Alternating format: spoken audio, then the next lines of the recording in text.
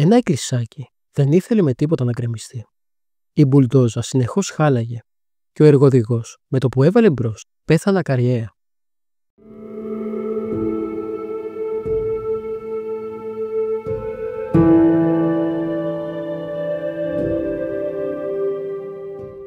Στο κεντρικότερο σημείο της Σόφιας, χαμηλά χωμένη μέσα στο έδαφος, υπήρχε μια όμορφη και αρχαία εκκλησούλα της Αγίας Πέτκας, δηλαδή της Αγίας Παρασκευής.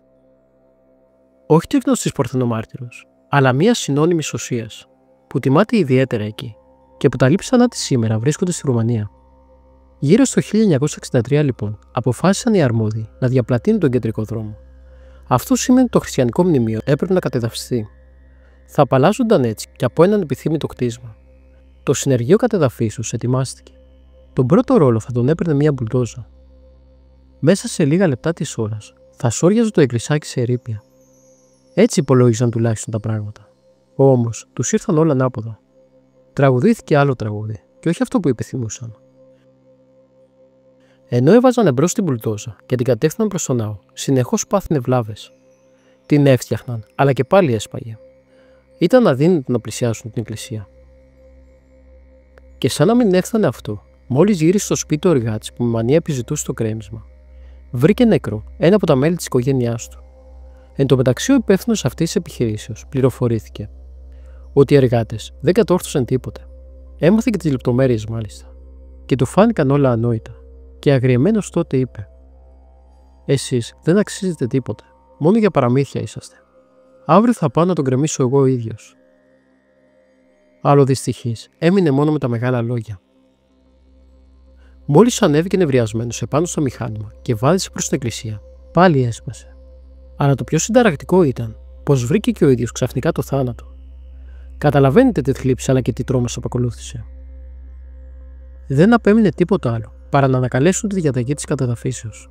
Και για να ομορφύνει ο χώρος, έφτιαξαν κάτι σαν υπόγεια καταστήματα και μια πλατεία γύρω από τον ναό. Η Αγία Πέτκα έγινε γνωστή σε όλη τη Σόφια ότι είχε ανυπολόγιστη δύναμη μέσω του Θεού, που αν κάποτε αρχίζει να τη δείχνει, καταλαμβάνονται όλοι από πανικό. Τέτοιου είδους υπερφυσικά γεγονότα, όπως αναφέρει ο Αρχιμανδρίτης Δανιήλ Γούβαρης, υπάρχουν πολυάριθμα. Και άλλοι ναοί που είχαν κάποια ιδιαίτερη σημασία και ιστορία μέσα στο χριστιανισμό, μόλις αντιμετώπισαν κατεδάφιση, την εξουδετερώσαν, με τρόπο που προκάλεσε θάμβος. Αυτό συνέβη και σε ναούς που δεν έτυχε να έχουν κάποια ξεχωριστή αξία. Πλην όμως με την απόκριση του εχθρού, επρόκειτο να τονώσουν την πίστη πολλών ανθρώπων. Ο νεκροταφειακός ναός του Αγίου Γεωργίου στα Φραγκουλέικα, ένα μικρό χωριό της Αιτωλίας, μετά την κλεισούρα και πριν από το Αγρίνιο, ανάγκασε γύρω στα 1968 την Εθνική Οδό Αντιρίου Άρτας Ιωαννίνων σε άσχημη παράκαμψη. Και έλαβαν χώρα τα ίδια υπερφυσικά γεγονότα. Μάλιστα το μηχάνημα που χάλασε καθώς βάρθηκε να γκρεμίσει το ναό, το άφησαν χαλασμένο εκεί. Και αφού τελείωσε όλο το έργο, τότε τόλμησαν να πλησιάσουν και να το φτιάξουν. Δύο άλλοι ναοί πάλι στην περιοχή Σκαραμαγκά Ελευσίνας ανήκουν στην ίδια κατηγορία. Ο ένας από αυτούς, η κοίμηση της Θεοτόκου, στην άκρη των ναυπηγείων του εφοπλιστού Νιάρχου, όταν πήγαν να τον γκρεμίσουν και να συνεχίσουν το υψηλό τείχος, τους έσπαγε κάτι πελώρια μηχανήματα κατεδαφίσεως. Έτσι αποφάσισαν τελικά να κάνουν μια μικρή καμπύλη και να αφήσουν τον ναό απείραχτο. Μπορούσαν επιπλέον να τον περικλείσουν και μέσα, γιατί ο χώρος το επέτρεπε, αλλά φοβόντουσαν και όλο αυτό τους έκανε να τραβηχτούν αυτοί προς τα μέσα. Ο άλλος ήταν κοντά στη λίμνη Κουμουνδούρου, στο όνομα της Μεταμορφώσεως. Εκεί γύρω στο 1963 έφτιαχναν δρόμο, ασφαλτοστρωμένο προς τα Άνω Λιώσια.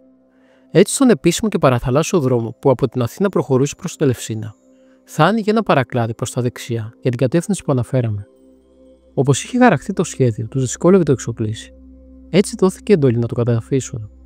Ποιος ξέρει όμως τι Θεό λάτρευε αυτός που έδινε τέτοιες διαταγές. Και εδώ τα ίδια αξιοθαύμαστα συντελέστηκαν. Το ινί του εξκαφέα έσπασε 2 φορές. Οπότε κατάλαβαν ότι έπρεπε να υποκύψουν σε ανώτερη θέληση. Έτσι η στροφή έγινε λίγο πιο πέρα και το εκκλησάκι με τον ωραίο τρούλο συνεχίζει να στέλνει την ευλογία του και το χαιρετισμό του σε όλους τους περαστικούς. Και στην περιοχή των Αθηνών συναντώνται παρόμοιες ιστορίες.